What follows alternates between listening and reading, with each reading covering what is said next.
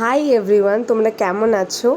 ভিডিওটা শুরু করছি হলো একদম ভোরবেলা 4টে থেকে 4টের সময় বাড়ি থেকে বেরিয়েছি এয়ারপোর্টের উদ্দেশ্যে। কোথায় যাচ্ছি অবশ্যই জানাবো তোমাদেরকে।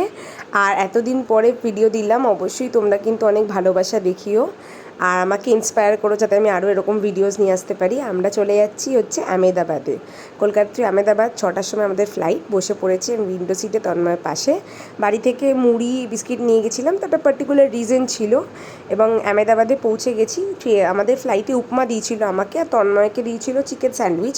কিন্তু আমি আর উপমাটা খাইনি, তন্ময়কেই বললাম তুমি খেয়ে নাও, যেহেতু আমার অত হেলথ ওয়াইজ ভালো লাগছিল না। আহমেদাবাদে নেমে আমরা দিউয়ে অ্যাকচুয়ালি আমরা যাব। তো আহমেদাবাদ থেকে আরও 1 ঘন্টা লাগবে দিউয়ে যেতে, কানেক্টিং ফ্লাইট ছিল। তো ততক্ষণে আমাদের ব্রেকফাস্ট খাওয়ার জন্য আমি ফুড কোর্টে চলে এসেছি। এই ফুড কোর্টের দারুণ একটা ব্যাপার, idli.com থেকে ইডলি আর সাম্বার অর্ডার করেছি। তো ওরা বললো পেমেন্টটা আপনারা আদানি অ্যাপ দিয়ে করুন, এবং আদানি অ্যাপটা একটা অসাধারণ অ্যাপ। আদানি অ্যাপে পেমেন্ট করলাম আমরা যখন 300 টাকা জিনিস সব 100 টাকায়। আমরা একটা কোল্ড ড্রিঙ্কস নিয়েছি, একটা প্রোটিন বার, একটা এই যে ইডলি, সব কিছুই 300 টাকা করেছিল পার প্লেট। ওটা 100 টাকা করে লেগেছে। এবং আমাদের কানেক্টিং ফ্লাইটটাও দিয়ে দিচ্ছে। দেখো ছোট্ট একটা ফ্লাইট দিউয়ে যাচ্ছে, দুদিকে এরকম পাখা লাগানো। এবং ফ্লাইটের ভেতরে আমি ঢুকে গেছি। ঢুকেই দেখলাম যে দুটো দুটো করে সিট। মানে আমি তো ইউজুয়ালি এরকম ছোটো ফ্লাইটে ফার্স্ট টাইম গেলাম, এরকম একটা কানেক্টিং ফ্লাইটে দুটো দুটো করে সিট। একদম ছোট্ট ফ্লাইট, হয়তো 40 থেকে 45 জন বা ম্যাক্সিমাম 50 জনের মতো এখানে ধরে যাবে। এবং বসে পড়বো। বেশি লোক ছিল না, মোটামুটি ফ্লাইট ফুলই ছিল। আর তন্ময় আমার জন্য একটা গ্রিন টি নিয়ে নিয়েছে, ওই যে আদানি অ্যাপ দিয়েই, খুব সুন্দর একটা ব্র্যান্ডের থেকে। এবং একবার চাকা ঘুরছে। দিউয়ে পৌঁছে গেছি।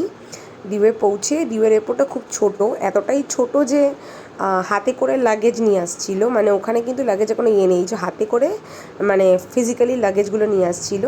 এবং ল্যান্ড করতেও একটু ওপর নিচে হয়েছে। এবং এই গোয়াই বিবোর থেকে তন্ময় গাড়িটা বুক করেছিল। আমরা এবার চলে যাব আমাদের রিসর্টে। এই পুরো প্ল্যানিংটা ট্রিপে তন্ময় করেছে, এবং খুব খুব সুন্দর প্ল্যান করেছে।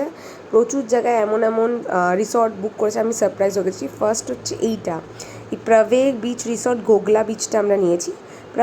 প্রভেগের 3টে প্রপার্টি আছে দিউয়ে, দামানেও আছে, সব জায়গায় আছে। দিউয়ে 3টে আছে, একটা নাগা, একটা চক্রতীর্থ বিচে, আর একটা হচ্ছে এই ঘোগলা বিচে।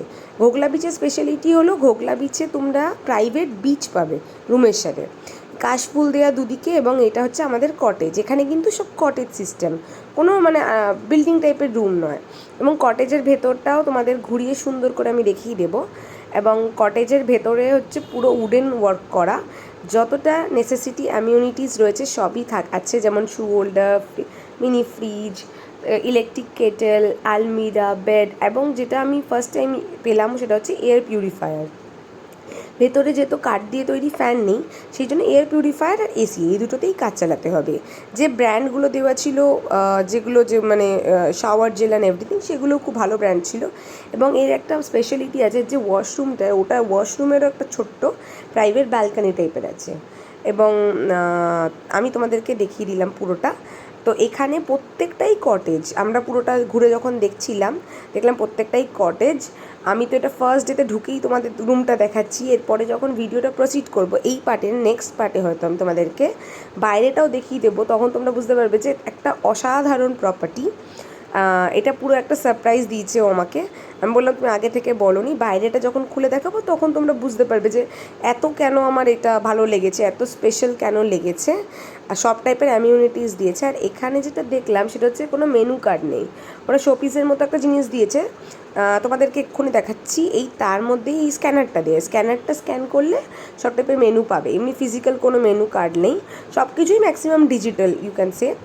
আর সার্ভিসও খুব ভালো এখানে, একদম লাইটিংটাও ঠিকই ছিল। আর সবই যা যা অ্যামিউনিটিস থাকার মোটামুটি সব ঠিকই ছিল। আর এখানে শাওয়ার ক্যাপ দিয়েছিল, যাতে আমার খুব সুবিধা হয়েছে অ্যাকচুয়ালি।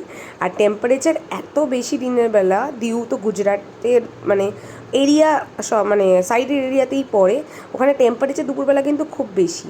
দেখো বাইরেটা খুলে তোমাদের দেখাচ্ছি। বাইরে বসার জায়গা আছে দুটো দেওয়া, দিনের বেলা বসতে পারবে না, বিকেলের দিকে অবশ্যই বসতে পারবে। এবং বাইরে আমাদের যে প্রাইভেট বিচটা তোমাদেরকে ওটাও দেখিয়ে দিচ্ছি, আমাদের ঘর থেকে জাস্ট 1 মিনিট হেঁটে, এই দিকে নয়, এই দেখো এখান থেকে নেমে এই যে এখান দিয়ে গেলে প্রাইভেট বিচ, আমাদের বাড়িটা কলও দেওয়া আছে, সেই কলে তো পাও ধুয়ে তুমি বাড়ি ফাড়ি থেকে ঘরে ঢুকতে পারবে। জুতো রাখার জায়গা। এসেই মনে হলো এত গরম যে একটু সুইমিং পুলে চান করে আসি। সুইমিং পুলে রেডি টেডি হয়ে একদম চলে যাব। একটা হাস্যকর জিনিস হলো সুইমিং পুলের জলটা বীভৎস গরম, তখন হয়তো বাজে 1:30 2টো। তো এত গরম জল লেগেছে, আমি তো 2 মিনিটে ডুবকি লাগিয়েছি, 4-5টা ছবি তুলেছি, দৌড়ে গেছি আর দৌড়ে এসেছি। জলের মধ্যে নামার পর না আমার বিশাল গরম লাগছিল, তারপরে গেছি দৌড়ে দৌড়ে চলে এসেছি। এবং তন্ময় এসে এতটাই গরম লেগে গেছে, আবার চান করে নিচ্ছে, আবার বডি দেখাচ্ছে। তারপরে দুপুরবেলা কাশ্মীরি আলুর দম আর রাইস অর্ডার করে খেলাম। বিকালবেলা তোমাদেরকে পুরো ঘুরিয়ে দেখাবো নেক্সট ভিডিওতে, তখন তোমরা দেখতে পাবে কত কত সুন্দর জায়গাটা। ততক্ষণের জন্য বাই।